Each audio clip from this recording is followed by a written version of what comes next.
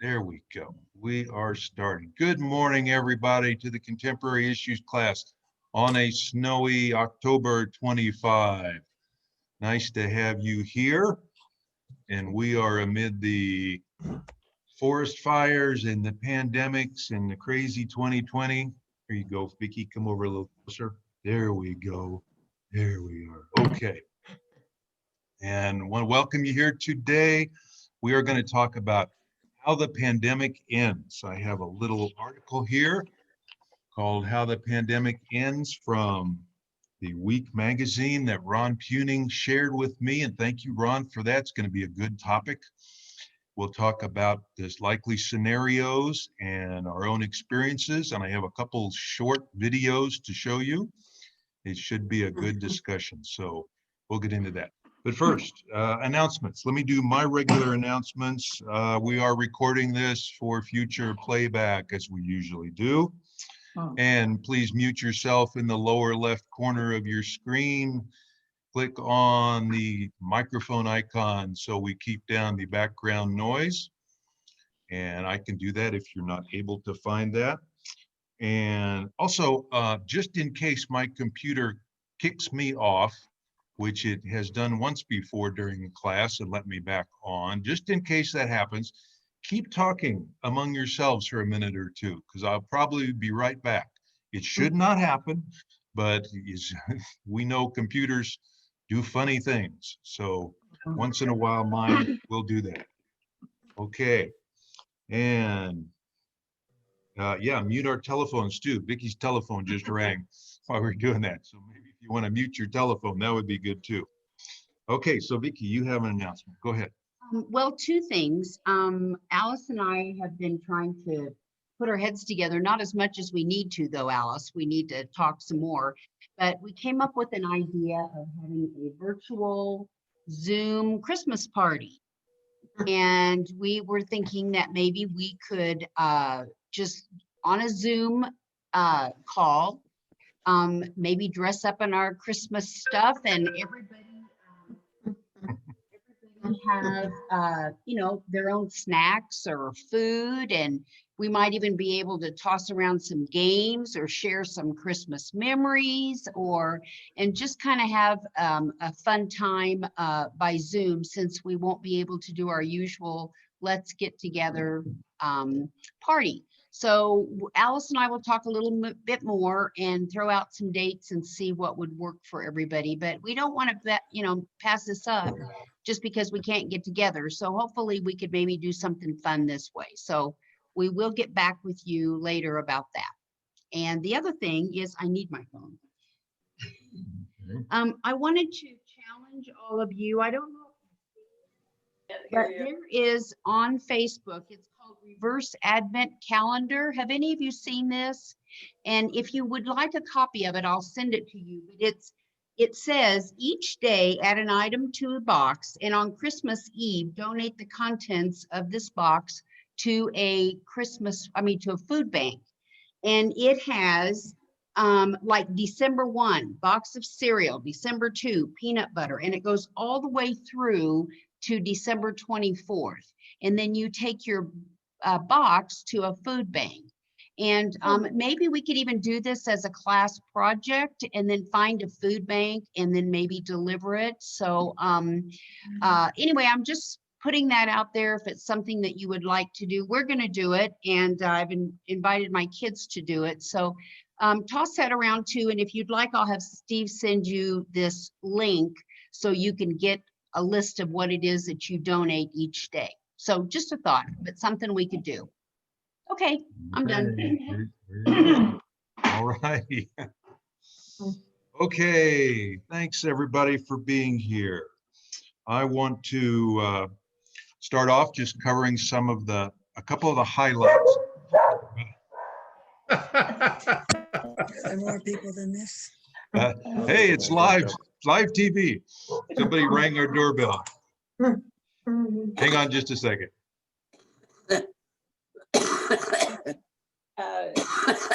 If you haven't seen the email, the church has closed for the day. Yeah. Okay,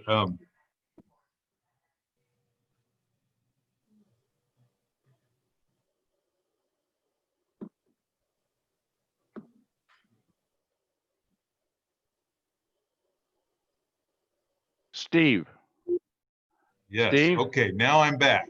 Okay. There we go. Okay. One of the things of like live shows. Okay, hang on just a second. I gotta mute Vicky's phone. I'll be right back. Who's gonna mute Vicky's phone?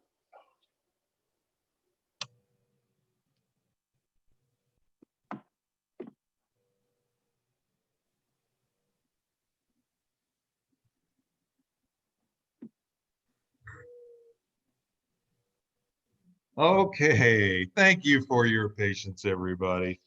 Our visitor left. Okay, so I want to start off talking about a couple of the highlights here in this article. It talks about, it's from The Week magazine, and it's an interview with 11 experts in this field, virologists and others in the medical field who've given their predictions on how the pandemic will end. So I want to cover a couple highlights, and then I'm going to ask you, would you agree with this timetable, or would you think another scenario is more likely? As we know, the president has talked about a quicker end to this, that the vaccine will be out in a few weeks, and that he has a general of logistics that will roll out the vaccines quickly. And so his view is it might end much more quickly. But in this article, the experts say, let's look ahead to a year from now, November 2021. Most Americans may have received 2 doses of the vaccine by then. And while not greatly effective, even if it's not greatly effective, it could help bring an end quickly then to the pandemic. Eventually, more and more Americans will develop immunity through exposure and vaccination, and treatments become more effective. COVID-19 then recedes into the swarm of illnesses that Americans get every winter. So they're predicting a year from now really will be the turning point.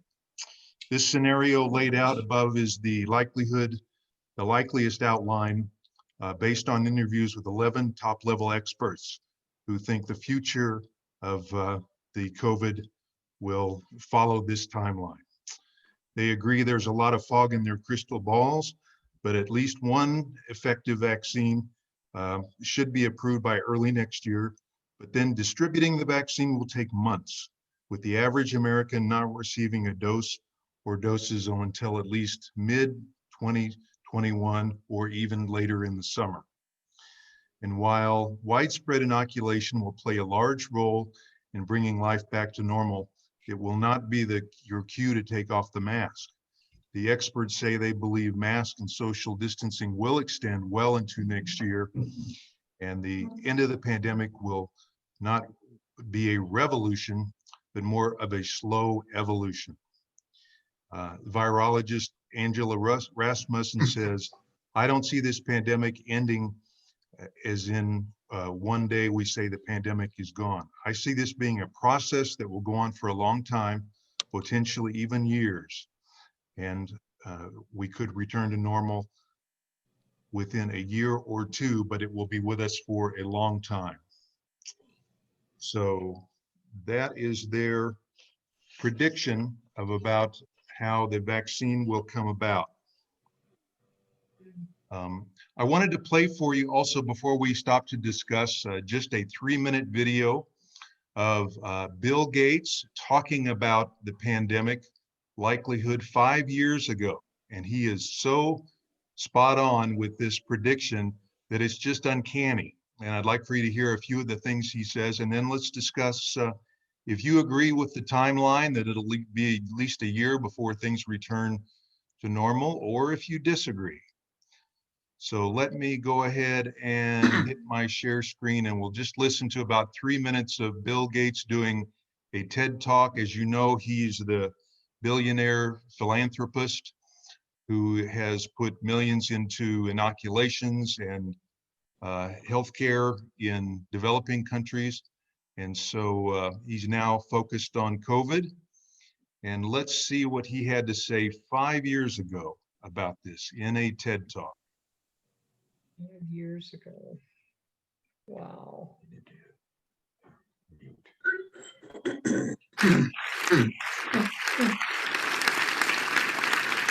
When I was a kid, the disaster we worried about most was a nuclear war. That's why we had a barrel like this down in our basement, filled with cans of food and water. When the nuclear attack came, we were supposed to go downstairs, hunker down, and eat out of that barrel. Today, the greatest risk of global catastrophe doesn't look like this. Instead, it looks like this. If anything kills over 10 million people in the next few decades, it's most likely to be a highly infectious virus rather than a war. Not missiles, but microbes. Now, part of the reason for this is that we have invested a huge amount in nuclear deterrence, but we've actually invested very little in a system to stop an epidemic. We're not ready for the next epidemic. Let's look at Ebola. I'm sure all of you read about it in the newspaper. Lots of tough challenges. I followed it carefully through the case analysis tools we use to track polio eradication. And as you look at what went on, the problem wasn't that there was a system that didn't work well enough. The problem was that we didn't have a system at all. In fact, there are some pretty obvious key missing pieces. We didn't have a group of epidemiologists ready to go who would have gone, seen what the disease was, see how far it had spread. The case reports came in on paper. It was very delayed before they were put online, and they were extremely inaccurate. We didn't have a medical team ready to go. We didn't have a way of preparing people.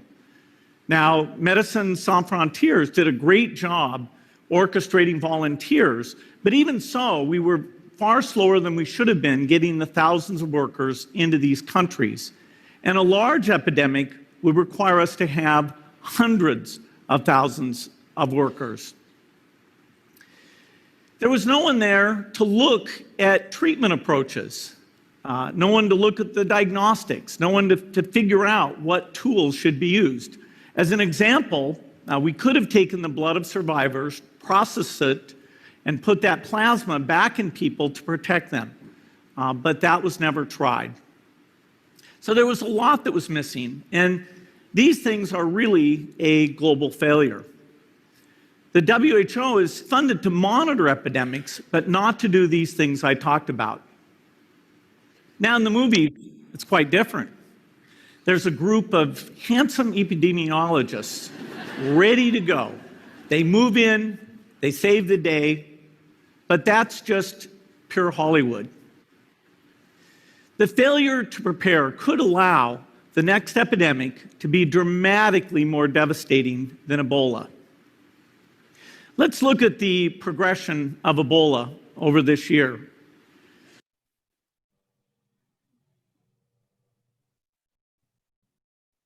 There, I'm going to go ahead and stop. It goes on for 15 minutes, but I wanted to share that with you. I thought that was quite interesting. And there is a follow-up video of Gates talking on a show just a couple weeks ago about what he was thinking at that time and how the preparation since then was really pretty poor, in his opinion. And I'll play that later on in this hour if we have time to show a few minutes of that too. But I thought that was quite interesting. Any reactions from that? Anybody seen that before? Prophetic. Very prophetic. I thought so too. Okay. The next point in this article about how the pandemic will likely end is about the vaccines. And I'd like for us to talk a little bit. Oh, wait a minute, I forgot to ask you if you agreed generally yet on the timetable that they predict here, that it will be a year or so before the vaccines really are distributed and taken, and things start to change and get back to normal. Just the basic concept of that. Let's talk for a moment about that. Or do you believe it will happen much quicker and in some way different?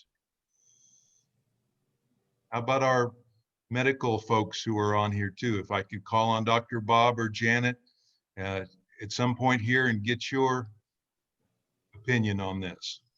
You think the timeline is right, or are the experts not thinking correctly? Yeah, I agree 100%. It's going to be at least a year. And with only 40% of the United States population agreeing to take a vaccine once it's available, it may even be longer than that. Okay.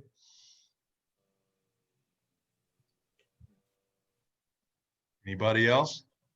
I From would what I've heard, uh, the CEOs of the vaccine companies are telling their PR people not to get out there in the open and start making exorbitant promises. They say, yeah, we're making progress, we're getting there, but it's really a bit ridiculous to think that it's going to be ready in a couple weeks. They're still signing people up for trials and experiments.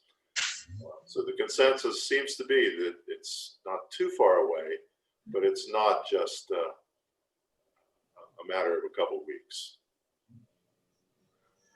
This article quotes the chief infectious disease epidemiologist at University of Chicago as saying, in my opinion, the best case scenario, we get a few vaccines that work by December.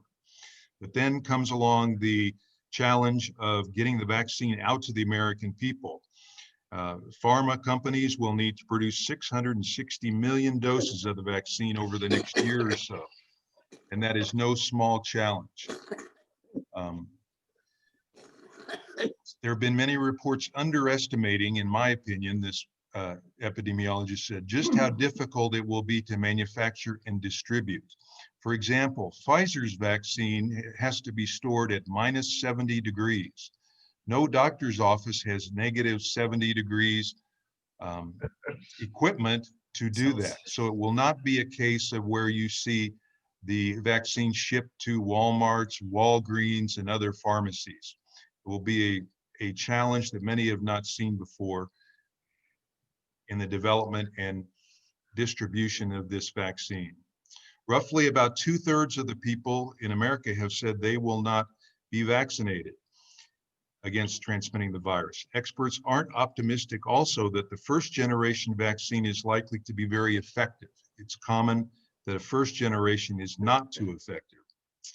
And so this makes the challenge of convincing people it will be safe and that they should take it even greater. 2/3 of Americans say they won't take the vaccine when it's available, and many scientists are asking how they can overcome that challenge.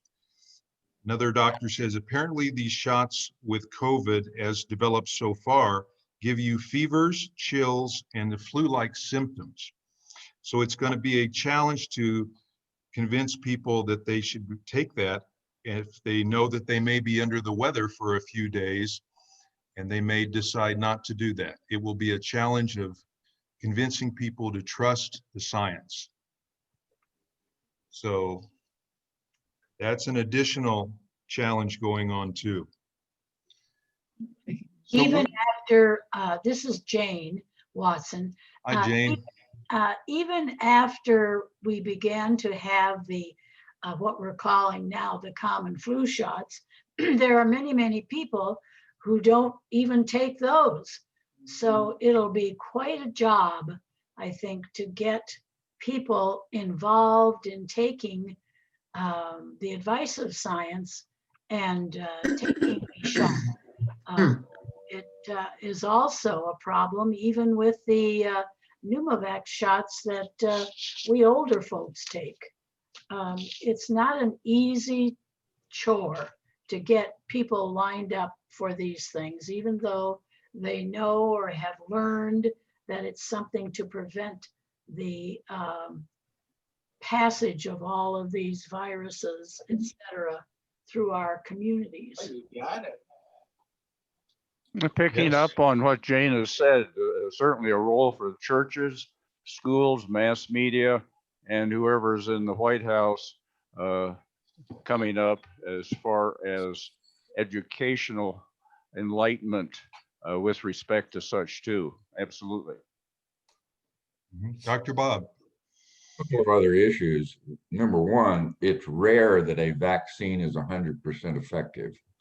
Number two, this virus, like the flu virus, constantly mutates itself.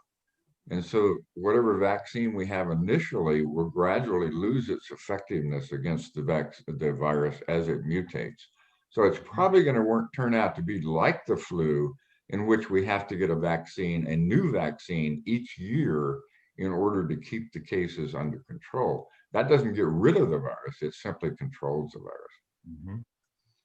So this will be just one more thing that we have to get inoculated against every year, like the flu. Right. Most likely. Does anybody have friends who have already said that they won't take the vaccine, that they don't trust it already, that they don't like vaccines? I have a friend who's a veterinarian in Arkansas that says he doesn't take any vaccines. He doesn't trust the safety. He thinks they are, that they cause autism in children, and he doesn't believe in the science. Does anybody else have friends like that?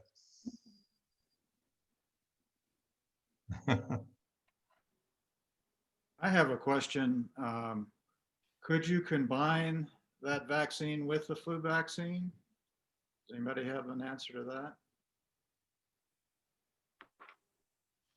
I guess not.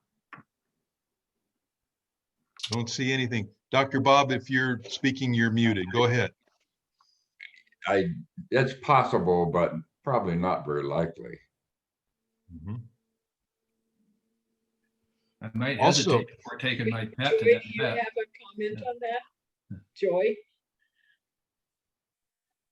Joy, you're muted. If you want to speak, unmute yourself. I didn't get the question. What did Jan ask? Do you have a comment on whether you think that could be combined with the flu shot? I think it'd be great if it could. I only like one shot, but you know, the others have not been combined, like the pneumonia shot. Now the others, they're all separate. So I would Yeah. imagine this would remain Yeah. separate. Okay. Very good. How about the question of mandatory? You know, some folks are saying that they would propose this is so serious that vaccinations should be mandatory, as children are mandated to have vaccinations before they go to elementary school in some cases. And so that's been a minor discussion. What do you think? Like the idea of mandatory or not? I don't think you'll get people to do that. There's always going to be people saying, that's my civil right to say no. Right, especially so. today. Yeah, unfortunately. There's already the backlash on mask and social distancing. Yes, go ahead, Jim. Steve, there's a article in today's Denver Post by Paul Krugman, who is an economist that or something. But it was a very good article, and it talks about levels of freedom that people who are resistant to taking the vaccine and doing other kind of basic things like wearing masks or not wearing masks and not distancing and things like that. The difference between the freedom that they are asserting and the freedoms that actually exist in our country. And the example that he used is that we are not, an individual is not free to dump raw sewage into a river or a lake that is the community's water supply. And I think that's a great metaphor to remember because it is so visual, et cetera. So many people think that sewage or that freedom is the right to yell fire in a crowded theater, and that just does not exist. I think that it's important that our government and that our society decides that there are that mandating masks and mandating taking vaccines is appropriate. Thank you, Jim. We'll look for that article today. It's a good discussion going on. We are not free to do whatever we want. This Now- is Terry. Go ahead, Terry.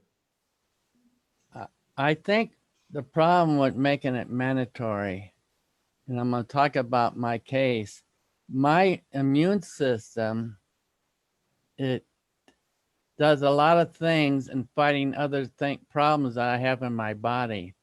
And in order to take something like this, everybody must know how good the level of their immune system is working in their system. And I think that you should work with a doctor, because if I was to take it, I'd have to talk to my cancer doctor, as if it would upset my immune system, and therefore my immune system wouldn't continue to fight the cancers that I have in my body. So I think everybody has to really have a good understanding about their own body and what it takes. Good point.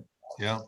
I would suspect that if it becomes mandatory, that exceptions would be allowed for cases like that with a doctor's recommendation. Very good. Okay. With the whole question of vaccines and a medical end to this pandemic, there's also the social side, the social distancing contribution to the end. And I found a really good little video, I think, that's only 5 minutes. I'd like to show you that gives you just a minute of history on pandemics around the world, and then talks about how this one may end also. So I'd like to show that to you for 5 minutes, and then let's talk about some of the concepts here. So here we go.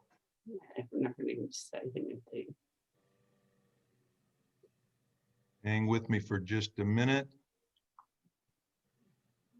And I'll get this going. Okay, here we go. I'm starting it a couple minutes into this video, so I want you just to see the next 5 minutes starting from here.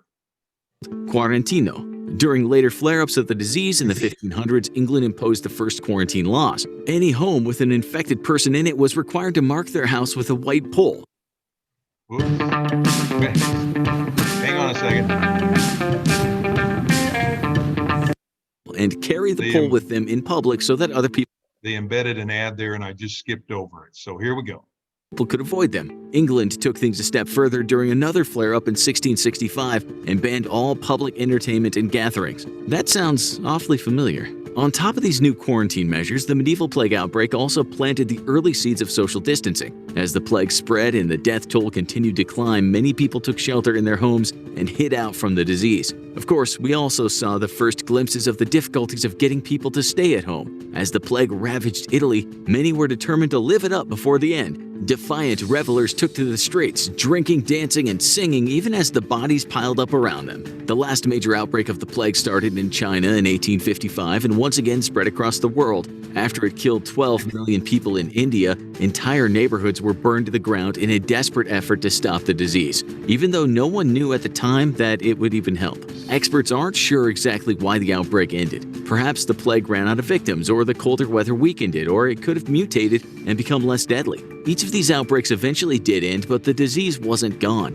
In fact, it's still around today. Plague outbreaks are endemic among prairie dogs in the southwestern U.S., and from time to time, it even makes its way to humans. Dr. Frank Snowden, a Yale historian, has a friend who contracted the plague in the U.S. a few years ago from a dog that had been infected with plague-ridden fleas. Remember earlier when we said that there are 2 ways that a pandemic can end? We just talked about the many ways that a pandemic can medically end. but pandemics can also have a social ending. According to Dr. Jeremy Green, a historian of medicine at Johns Hopkins, when people ask, when will this end? They're asking about the social ending. A social end to the pandemic doesn't mean the disease is gone. It just means that people have learned to live with it. A pandemic can end socially when people stop fearing the disease, become sick of quarantine restrictions, and decide they're willing to risk getting the disease to go on with daily life. The infamous Spanish flu outbreak of 1918 is a great example of a social end to a pandemic. The aggressive and deadly strain of the flu virus that tore across the globe and killed millions prompted one doctor to say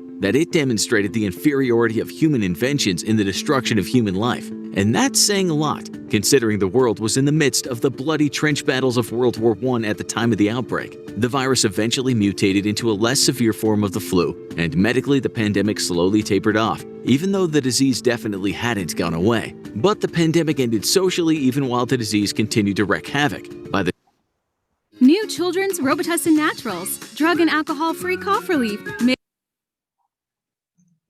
with real ingredients. Colorado homeowners, if you have a power meter like this on the side of your house, you can qualify to erase.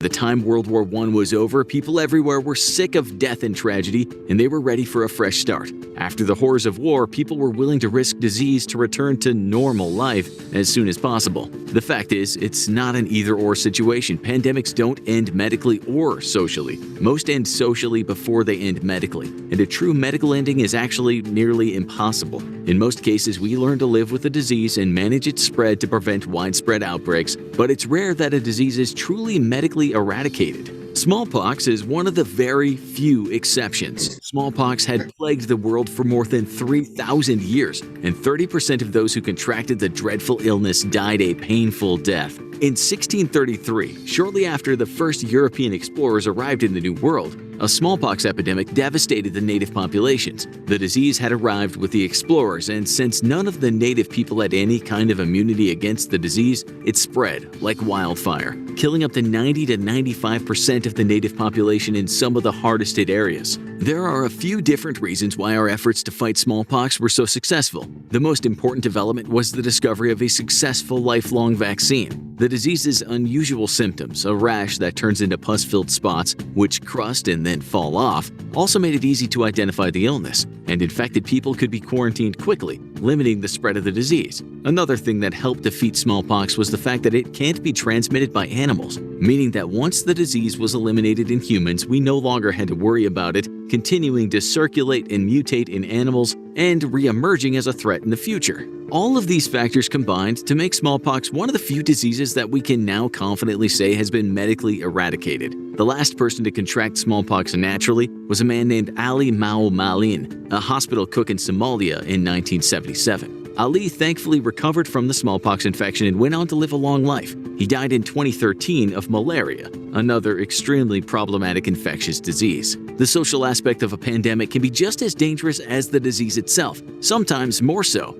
Back during the Ebola outbreak in West Africa, an epidemic of fear about the disease spread faster than the disease itself. Dr. Susan Murray, who worked in a hospital in Ireland during the outbreak, recalls the atmosphere of fear and panic. Even as the outbreak was tapering off, she remembers some health professionals refusing to treat potentially infected patients, and people beginning to look at foreigners with suspicion. Dr. Murray said, "If we're not prepared to fight fear and ignorance as actively and as thoughtfully as we fight any other virus, it is possible that fear can do terrible hurt to vulnerable people, even in places that never see a single case of infection during an outbreak." The fear generated by each new outbreak also amplifies the fear of the next one. Since a next outbreak is inevitable, it's important that we learn to deal with the fear that surrounds a pandemic to minimize the social harms caused by the outbreaks. Pandemics are one of the biggest threats we humans face in modern times.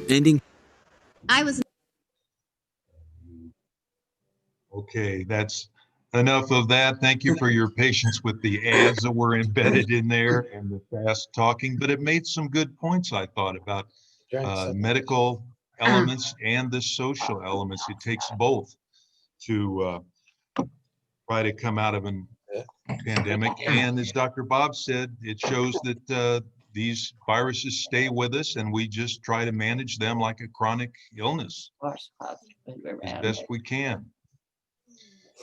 Anything else jump out at you about that? Video? I like the history part of it, looking back at 1918 and even the plagues and around the world and how they were managed. We'll just The thing continue. that jumped out at me was the little cartoon of people lining up with their baskets filled up with toilet paper. And I thought, Yeah. you know, that was the most I think descriptive way that the population responded to this pandemic was to hoard toilet paper, and we have to laugh at ourselves. Yeah. Jim, you brought up a good topic about what's our responsibility to wear masks and to try and contain this, and what's our reaction to people who don't do that? I was at a store yesterday and a guy was standing next to me at the checkout counter with no mask, and I thought, should I say something to him and ask him why he's not wearing a mask, or was he going to turn around and punch me if I do?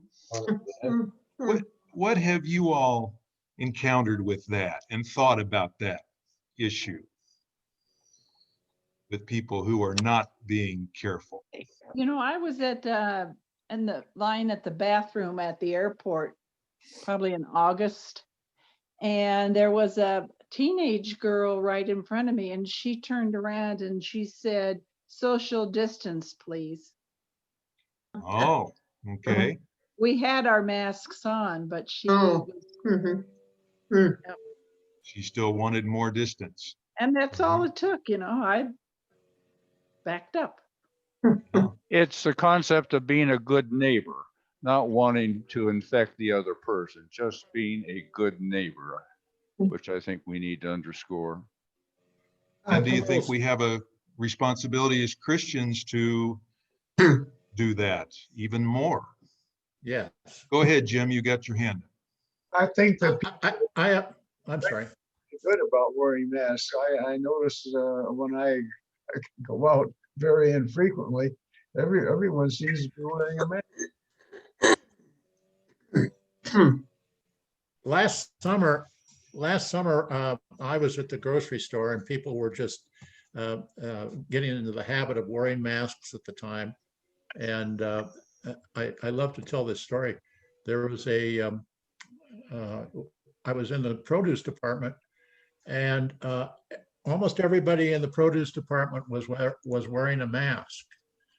And I was over at the fruit, and a lady walked up and was wearing a mask, and she took the mask and pulled it down and then started picking up the fruit and smelling it, breathing on every one of the pieces. And then she put it down and then she picked up another one. She did that with about 7 or 8 apples or whatever it was, and then put it down. And she didn't have any concept that she was that what her mask was just totally obsolete and useless. So I was incensed, and I was walking out to the car, and there were 3 tall young men, probably in high school, who walked in, and they were obviously in the peak of health, etc. And not one of them had a mask on. And I was so incensed, I turned around to them and I said, "Why don't you guys have a mask on?" And they looked at me and they said, "I don't know where a mask is." They were totally oblivious to the mask idea. So I thought that was 2 examples of what people's response, that some of them don't even have any idea about it, and the other ones just don't understand what it's for. Yes. Riggs, Well, go I ahead. think it's become so politicized that the preventive aspects go by the wayside.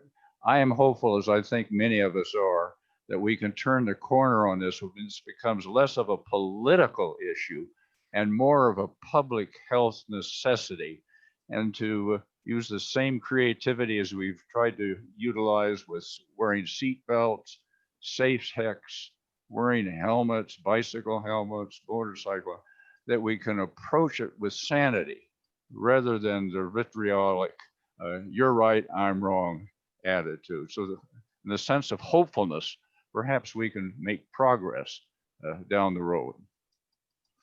Well the- said, Gene.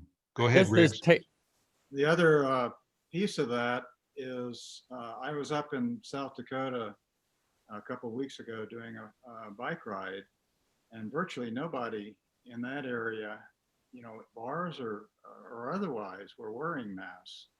And I don't know whether that was a piece of education or a piece of politics up there. Or both. That was Maybe. Sturgis. Of course, you know what happened up in Sturgis, and of course they've spiked in South Dakota as a result.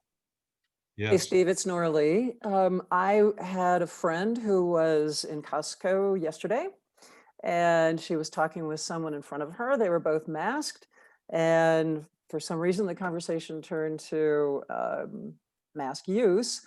And this other woman said, well, you know, after the election, we won't have to wear masks anymore. Oh, okay. Yeah. All right, yes.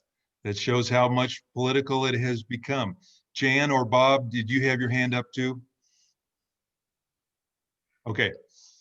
Okay, Terry, go ahead. My dad retired in Florida many, many years ago, and we used to go there to visit him. And if you've ever been to the grocery stores in Florida, every item in the produce department has layers and layers of saran wrap on it. Okay. Very good. Well, we've got about 15 minutes left. Let me play for you just about 2 minutes of this follow-up interview with Bill Gates and see what he says now 5 years later from his first TED Talk. Okay, here we go.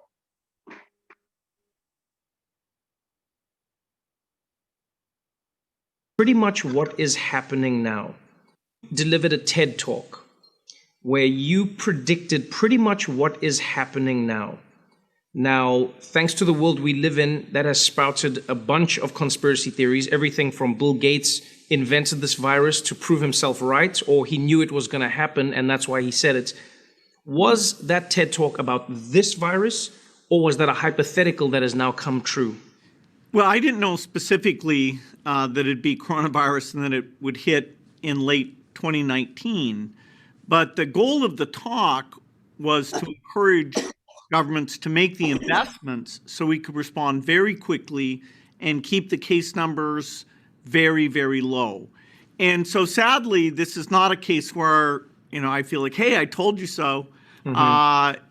Because we didn't use that time when it was clear as the biggest threat to kill millions of people, to have the diagnostic standing by, to be ready to ramp up a vaccine factory. A few things were done.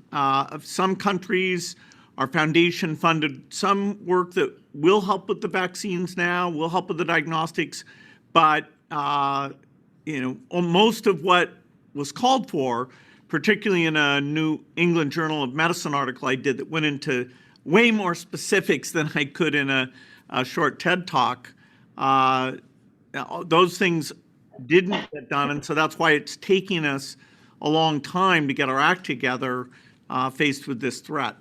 Here's a question I have as an individual. How is it that you, as a non-government, knew this information and knew that it needed to be acted on, and governments and organizations that are specifically tasked with protecting people from this very thing either didn't have the information or ignored it? What do you think happened there? Because I know you interact with governments, you talk to organizations like the CDC, like the WHO.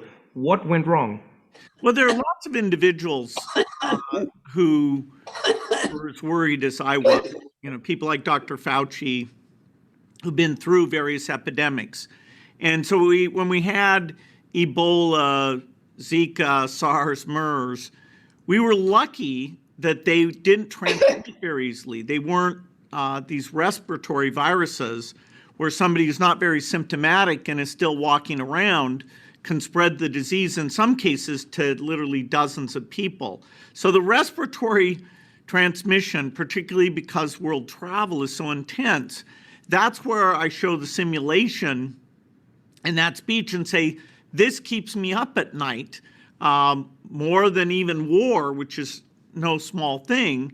And yet, in terms of being systematic about, okay, let's run a simulation and see how would we reach out to the private sector for tests or ventilators, and what kind of quarantine would we do?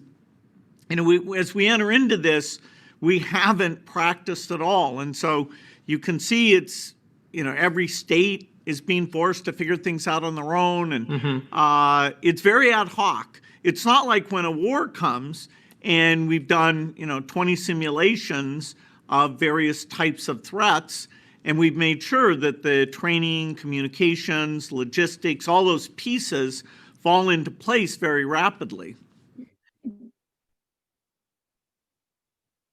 Okay, so that was Gates following up on his TED Talk 5 years ago. He said a little had been done, but nothing near what we needed to do to prepare for this kind of thing. Any thoughts? My thoughts are I'm hoping that this will change that and we will be able to prevent the next pandemic, like a big wake-up call. Dr. Bob, what's your experience with the WHO and other international groups like that? Well, I haven't really had any direct experience with the international groups at all. And our medical system is so fragmented that, I'm seeing something about what Mayo Clinic was doing now in terms of treating people at home. And they can do that because they're an HMO and they're better organized than most of our hospitals who just simply do fee-for-service medicine, and they don't have the organization and the coordination to get those kinds of things done. Are you optimistic that worldwide we will do a better job of avoiding or containing the next thing like this? Yeah, probably not. Probably not. Okay. We need to talk. We need to talk to each other. That's the biggest problem. The medical systems are so disjointed. They're not communicating with one another. And that's one of the drawbacks of not having a united health system in the United States. There ought to be almost a NASA-like organization that does more research on general vaccine technology, not just directed to COVID, but just doing research in general, looking at medical and chemical, biological means research to better understand how to better develop vaccines. Right now, pharmaceutical companies are profit-based. They have to be. They don't have strong incentives to do research on something that hasn't emerged. So we need some federal undergirding to promote general research on how to develop vaccines and how to better understand the general mechanism that these viruses have to propagate themselves. So again, and then we also need to work on getting more national manufacturing capability for things like mask and sample tubes, medical supplies that would be needed in case of a pandemic. Ron, I just want to mention to that point, there are two organizations that I'm aware of. Neither is in the United States, but the International Vaccine Institute in Seoul, Korea is global. And then Gavi, which I think is based in Switzerland and supported heavily by the Gates Foundation, are two that you could take a look at, but they're not based in the United States, but they provide resources globally. Well, CDC and the NIH are supposedly doing those things, and they have not done their job very well. I'd like to share with you also a article I just read from the Wall Street Journal about the pharmaceutical companies working together for the first time on a major project like this. And it says, old adversaries, as they usually are, the big pharmaceutical companies have banded together to try and defeat COVID-19. 9 pharmaceutical companies have made a joint pledge not to rush their COVID-19 vaccines past safe procedures. It says their new partnership is now visible in everything from trials to research to manufacturing. Glaxo and 8 other pharmaceutical firms took the rare step of issuing a joint pledge to work together on vaccines and distribution. So these longtime rivals are even striking deals to stretch their manufacturing capacity to meet the demand to come out quicker. So, and it goes on for quite a bit more, but I hadn't really heard that much about them for the first time agreeing, and the CEOs talking about working together, sharing information that usually is proprietary, but now they are talking and sharing. So that seems like good news. I think also I'm very proud of the fact that Rotary International, I've been a member of Rotary for many years, and the eradication of polio has been highly successful. But I think opening the door to all the community service organizations, Lions, Kiwanis, etc., because of the international affiliations that are a part of these organizations, another cooperative effort here. We can all pull together, but that's another avenue of sharing and helping at this point. I think we need to set some priorities. You know, we spend millions and millions of dollars in terms of the military, and I'm a retiree from the military, but my goodness gracious, put some of that money back into the public health service and you know, our medical community as well. Sure, go ahead, Vicki. I just wanted to say that something has always stuck with me back, probably 20, 30 years ago now. I went through a kind of a rough time emotionally, and I remember talking to my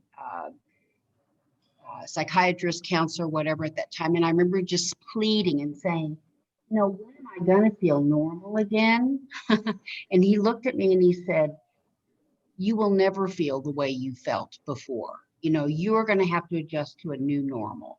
And I think that's really stuck with me. And I think maybe we are going to have to adjust to a new normal in this world. You know, I mean, maybe masks are going to be with us for a while. You know, maybe social distancing is going to be with us for a while, you know, but I think to what when we say, when are we going to be normal again? That's kind of an open-ended question. I think a new normal is what we're going to be facing. So, Vicki, in reference to that, and for those of you who subscribe to National Geographic, their latest issue, in the typical all-star fashion as National Geographic goes about things, the whole magazine is devoted to a world gone viral, how the pandemic is changing our lives. And one of the aspects certainly that's covered are how young adults are fighting back again. So again, those of you who have access to the latest issue of National Geographic. Also in that respect, PBS tomorrow night, either 8 or 9 o'clock, is looking at how different age groupings in America are viewing the crisis.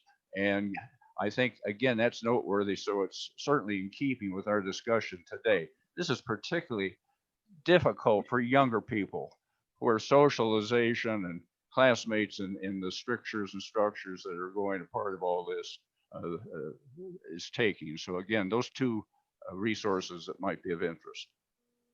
Thank you, Gene. That's great. I've been surprised at how many young people I run into that are wearing masks everywhere, even outside. It's amazing. I had another article too, don't have time to get to because we're wrapping up, but it's called The Long Shadow of the Pandemic, 2024 and Beyond. And it's a Wall Street Journal article that talks about It says, even when we return to a new normal, the legacy of COVID-19 will transform everything in society, from wages and healthcare to political attitudes, global supply chains, and offices. So that's a whole nother hour we can talk about sometime, and we will. Restaurants too, workers, education, colleges, the way kids are going back to colleges and schools, and how we'll probably be doing the Sunday school class on Zoom, continuing even when we go back in person. So lots of good stuff. Steve? Yes, sir. I seem like I beat the same drum almost every week, but I would not be myself if I didn't get a few licks in. Go ahead. I really want to say thank you to you for doing this. I think the church has a definite voice to address things like this. Thank you, Jim. And care and concern for world issues, et cetera. And along the same lines is the same thing with environmentalism. The environment is, and in my opinion, and I really wish that it was a bigger issue as far as the church. It's a theological issue. I think the pandemic is part of that whole jigsaw puzzle of our responsibility as Christians to take care of God's creation. And I really do appreciate you doing this and bringing this kind of a discussion into our religious lives, not just our everyday lives. Thank you. Here. Oh, thank you. I appreciate that. By the way, that reminds me, Bill Gates has a new book coming out in a few weeks called What We Really Need to Do to Address Climate Change. Beyond agreements and talking about it, he's talking about technological changes and things that really can make a huge difference. So we'll cover that book when it comes out in December or January. Another good topic. Well, we're about at the end. Any final thoughts, folks, on how you think the pandemic will end? Terry, go ahead. I think the youth are going to lead the way in how we get out of this, because they have to socialize. In order to do that, they're going to find a solution. They don't have the luxury like most of us that can sit at home and be self-sufficient in our homes. So they will lead the way, and they're good at making change. Good point, Terry. Future belongs to the kids. That's right. I think it'll end not soon enough. I took my granddaughter to get a test last week. They do not have insurance. It was $140. Wow. That's going to be a deterrent for people to get the vaccine. Well, there are also home COVID tests now in the pipeline too. So that will be in the future too. Just take it at home and have the answer in minutes. Did you see it in one of the drugstores, Steve? No, that was another story in the Wall Street Journal about a Kansas City company that is developing that right now and is getting close to approving and then work on distributing the home COVID test. Thank you. Very good. Thank you, everybody, for a good discussion today. Helps us understand what everybody's thinking and what's in the media. Take care. We will talk to you next week. Thank you. Thank you all for being here. Thank you. Great. Thank you. Bye. Bye-bye. Bye. Thank you.